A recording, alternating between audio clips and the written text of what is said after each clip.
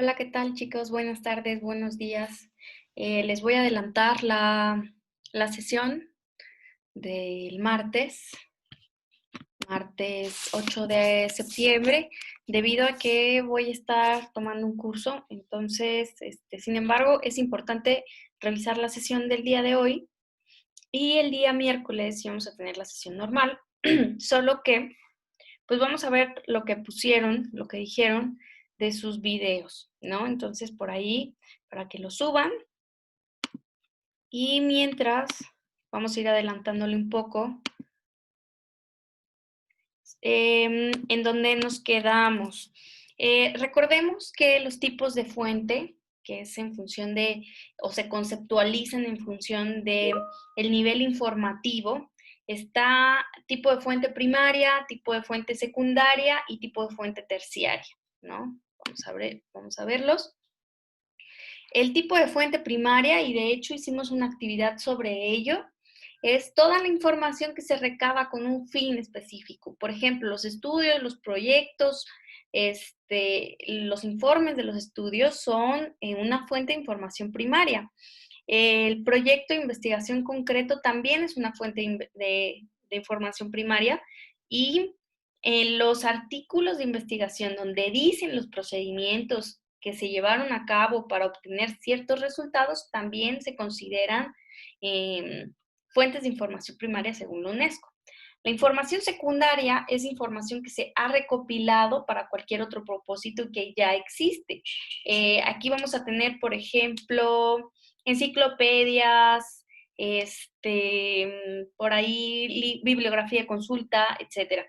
Y la información terciaria se utiliza para conocer fuentes secundarias o los antecedentes. Por ahí tenemos a lo mejor referencias bibliográficas, tenemos a lo mejor un buscador, etcétera. Ya incluso, repito, esto ya lo vimos, e hicimos un ejercicio, que es ¿no? Actividad, ejemplo de tipo de fuentes.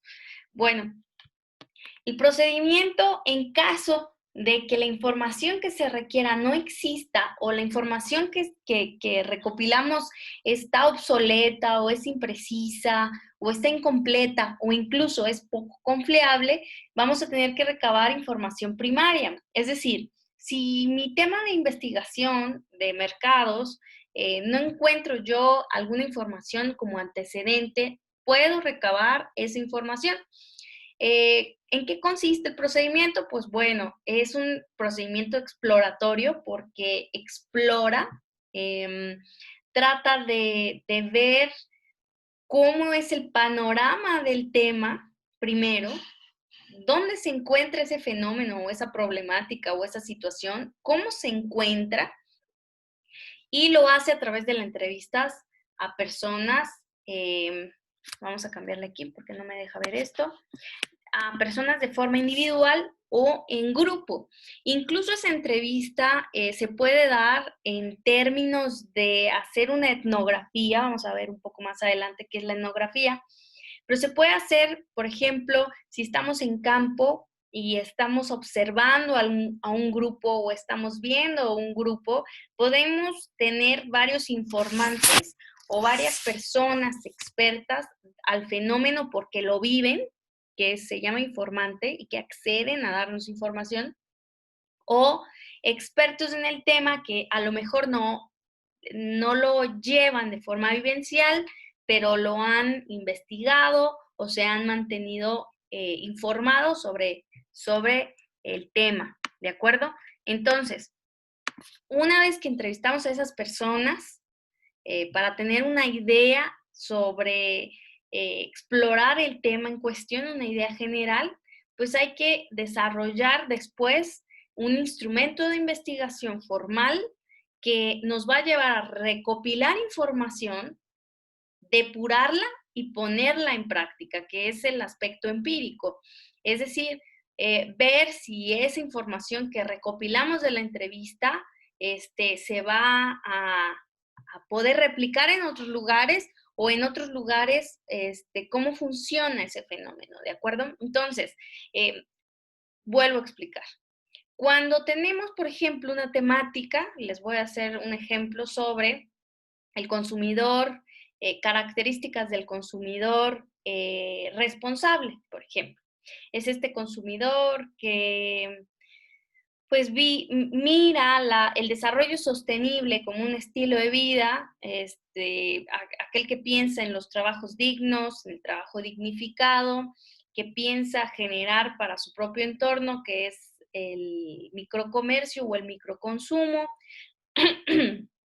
eh, y que se preocupa por el ambiente, cómo le vamos a dejar el ambiente en cuestiones de sostenibilidad a las nuevas generaciones y de sustentabilidad. Es decir, todo eso lo busca en productos o en servicios o en bienes, ¿no? Entonces, aquí, si yo lo quiero buscar las características de ese consumidor aquí en Matehuala, pues a lo mejor la información que yo requiero no existe o es obsoleta o es imprecisa o es poco confiable porque nadie ha publicado nada relevante de ello.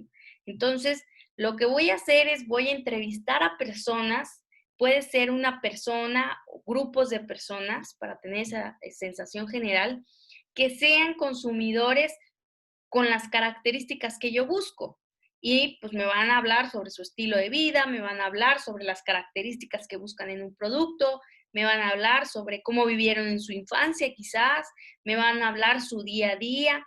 Esto es, por ejemplo, una entrevista como tal, pero también puedo yo hacer etnografía. Supongamos que yo me voy a un lugar remoto donde el estilo de vida de unas familias es responsable y vivo el día al día como lo viven ellos y me doy cuenta de cómo se está desarrollando ese fenómeno y tengo, por supuesto, a varias personas que son mis informantes que me van diciendo, no, mira, es que nosotros no vamos a esta tienda porque tiene tal y cual cuestión, o nosotros no consumimos este producto porque tiene tal y tal cuestión. Como ahora los informantes serían a lo mejor los youtubers que te dicen y narran cómo llevan quizás un estilo de vida cero desperdicios, quizás, ¿no? Entonces, podemos generar y nos podemos hacer una idea sobre una sensación general del tema en cuestión. Y en función de eso decir, bueno, lo que pasa es que después de recopilar información, de hacer pues un tamiz, un filtro de toda la información que me dijo el entrevistado, yo voy a discernir ciertas o cuantas cuestiones y después desarrollar un instrumento que a esto le llamo un cuestionario formal de investigación. Lo siguiente sería aplicar ese cuestionario que ya no va a ser abierto, sino va a ser cerrado. Lo voy a aplicar en el entorno matehualense y la base de datos que yo obtenga de esa aplicación, pues la voy a depurar y la voy a poner en práctica. ¿Qué quiere decir con poner en práctica? Pues voy a ver cuántas de las personas que entrevisté tienen las características de la primera persona que se realizó una entrevista a profundidad o se estuvo realizando en la familia de personas donde se tuvo la etnografía. Entonces, ya en lo empírico, ya en la gran base de datos que depende de cuánto recopile, pues me voy a dar cuenta la cantidad de mercado responsable que hay sobre ese fenómeno. En el caso de que yo esté consultando una empresa que tenga en desarrollo un producto con estas características, ¿de acuerdo? O en el caso que yo esté haciendo mi investigación de mercados, en investigación de mercados 3, en este curso. Entonces, a eso me refiero. Cuando no tenemos información, partimos de allí. En este curso lo que vamos a hacer es las tres cuestiones. Vamos a hacer información, vamos a sacar información teórica de donde podamos. Vamos a hacer entrevistas a personas que tengan noción, sean o informantes o sean expertos en el tema que seleccionemos y vamos a generar un instrumento, lo vamos a aplicar y lo vamos a depurar para hacer un análisis de información. ¿De acuerdo? Bien. Ahora, sobre la búsqueda documental, ¿qué sucede con la búsqueda documental? Bueno, pues nos vamos a dar cuenta que tenemos distintos tipos de fuente de información. ¿De acuerdo? La que directamente, y volvemos a primario, secundario y terciario. Cuando es primaria, que quiere decir que viene directamente del autor, por ejemplo, artículos de investigación o investigaciones en desarrollo, pueden ser estudios o se pueden conducir estudios que pertenecen al aspecto experimental y al aspecto no experimental. Esto ya es un poco más profundo sobre la metodología, pero también se aplica en la mercadotecnia. ¿Por qué? Y les voy a decir la diferencia entre experimental y no experimental. Los experimentales tratan de generar o tienen un estímulo en donde se aplica a las personas que se van a estudiar y se pretende demostrar algún cambio hacia esas personas. Por ejemplo, probar la eficacia de una pasta de dientes. Ese sería un estudio experimental. ¿Por qué? Porque sometemos a un grupo de personas hacia un estímulo que es la pasta de dientes y los vemos en el transcurso del tiempo cómo va funcionando o no la pasta de dientes. Los cambios a los que están sometidos los participantes o no. Y en qué condiciones se generan los cambios y en qué condiciones no se generan los cambios. Entonces, cuando aplicamos un estímulo que puede ser el desarrollo de un nuevo producto o la promoción o la publicidad para ver la reacción del consumidor o del cliente, entonces estamos hablando que son estudios experimentales.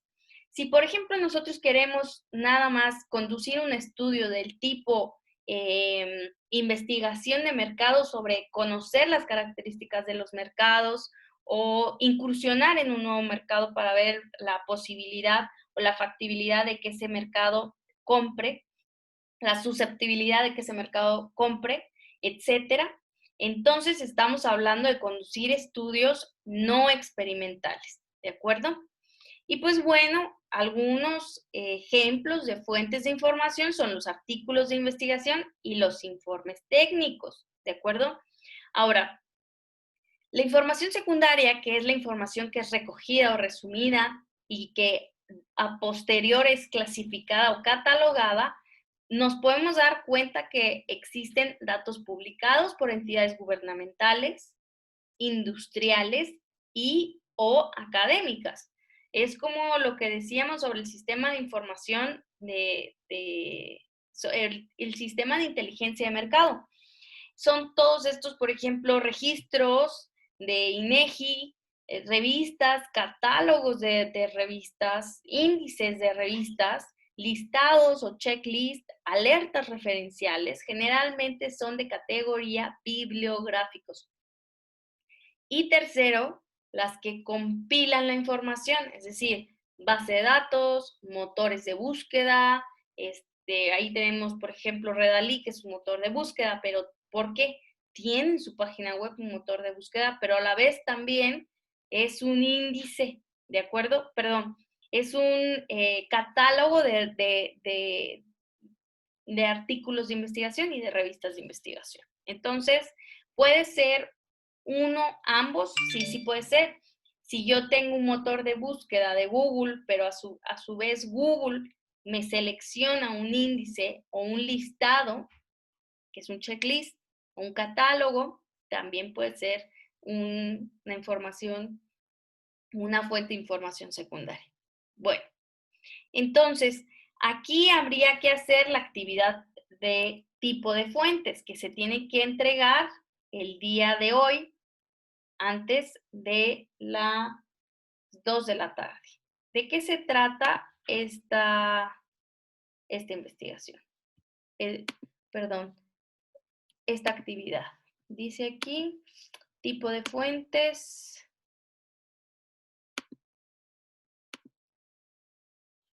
Nos adelantamos, tipo de fuentes. Ok. Bueno, entonces vamos a leer este apartado sobre importancia de la búsqueda documental, por favor. Este apartado para poder hacer la actividad 5 y la actividad 6. ¿De acuerdo? Bien, realizan esta lectura.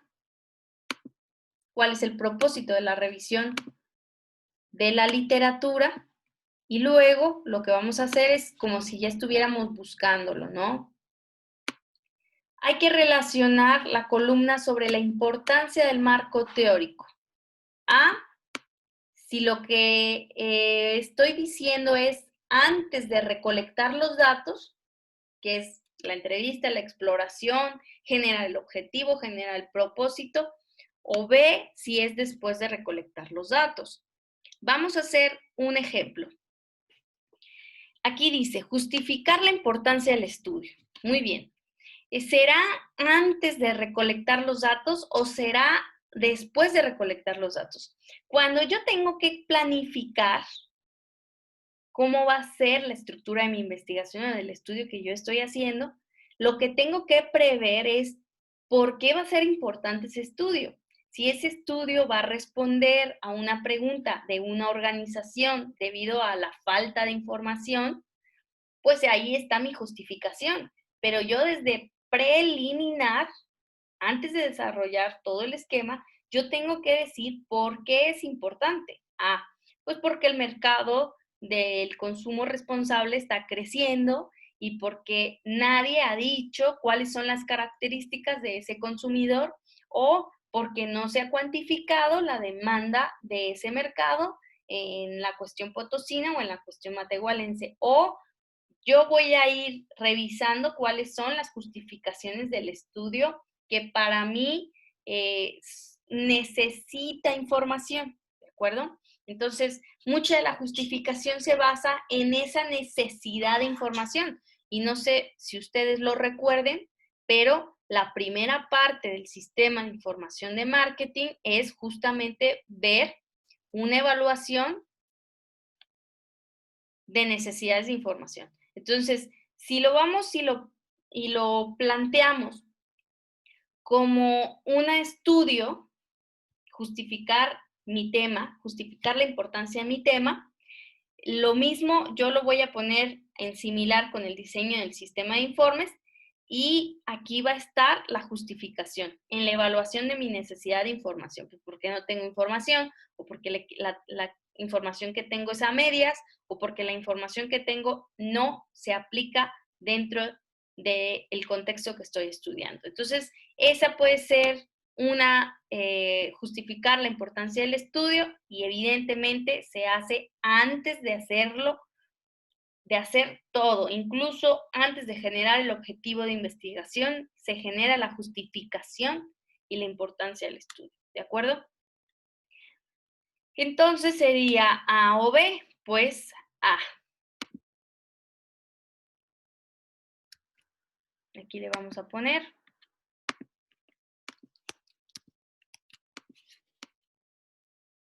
con letra más chiquita.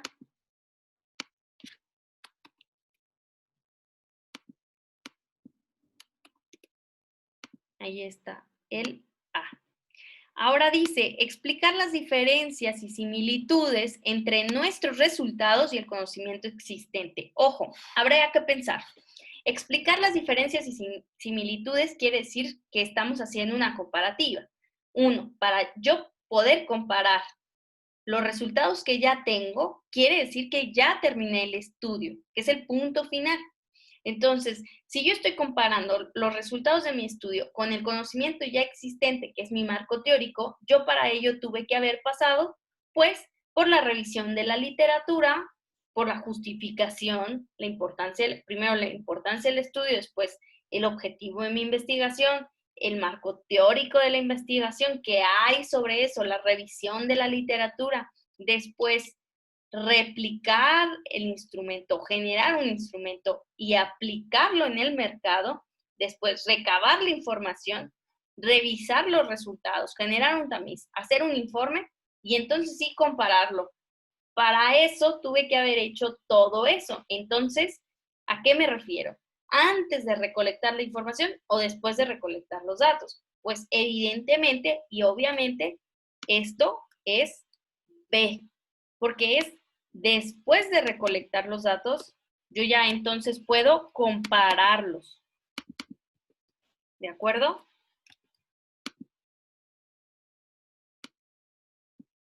Bien. Y así vamos a empezar a hacer la actividad número 5. ¿De acuerdo? Esta, les recuerdo que tienen hasta el día martes a las 12. O sea, hoy hasta las, bueno, su hoy hasta las 12 de la noche. Yo lo voy a checar o lo vamos a checar el miércoles. A ver qué tal, qué tal les fue. Y aquí lo estoy anotando. Bien. Ahora, la actividad número 6 es importancia de la búsqueda 2. Y cuando estamos hablando de buscar información, estamos en el entredicho de que vamos a buscar información a través de Internet como una fuente de información para localizar bibliografía, ¿no? Independientemente de qué motor de búsqueda estemos utilizando, ¿sí? Entonces vamos a, por cuestión de criterio, sentido común, vamos a revisar si es una ventaja o una desventaja esto que nos están diciendo sobre el Internet. Vamos a hacer un ejercicio, ¿les parece? Acceso a las 24 horas del día, pues que será evidentemente por la cuestión de la accesibilidad, el Internet para la búsqueda de información es una ventaja, ¿de acuerdo? Y quien diga que es desventaja, pues no, o sea, no puede ser. Es una ventaja. Ahora, el segundo ejemplo. ¿Se debe de pagar para tener acceso completo a algunos artículos? Pues será una ventaja o una desventaja. Pues evidentemente el hecho de que la información esté restringida a un pago o a una cuota o a una membresía, pues es una desventaja, por supuesto. Entonces vamos a ponerle desventaja. Y así lo demás, todo lo demás, ¿de acuerdo? Entonces habrá que hacer la actividad 5 y la actividad 6, que es importancia de la búsqueda 2, ¿de acuerdo? Esas las voy a checar el día miércoles. Va a ser una tarea muy sencilla. Yo les sugiero que lo hagan en los 30 minutos que nos quedan restantes y así puedan estar al día y ya no tengan algún otro ejercicio pendiente que hacer, ¿de acuerdo? Hay que subirlo en el formato PDF, esto es muy importante porque les estoy bajando puntos a quien me lo sube en otro formato. Otra cosa, me di cuenta que alguien pudo subirlo desde el OneNote. Esto todavía está en fase experimental, no lo hagan porque no he podido abrir algunos OneNote que me lo suben desde el OneNote, otros sí. Entonces, ahorita estoy viendo, experimentando ¿cómo le podemos hacer para que todos los que me suban en OneNote lo pueda ver y que después nos mudemos a ese formato de entrega de tareas?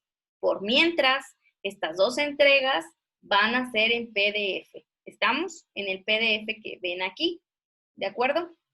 Bueno, espero que así sea, que no tengan ningún problema y en caso de que los tengan, los revisamos el día miércoles con su respectiva retroalimentación. Que estén bien. Saludos.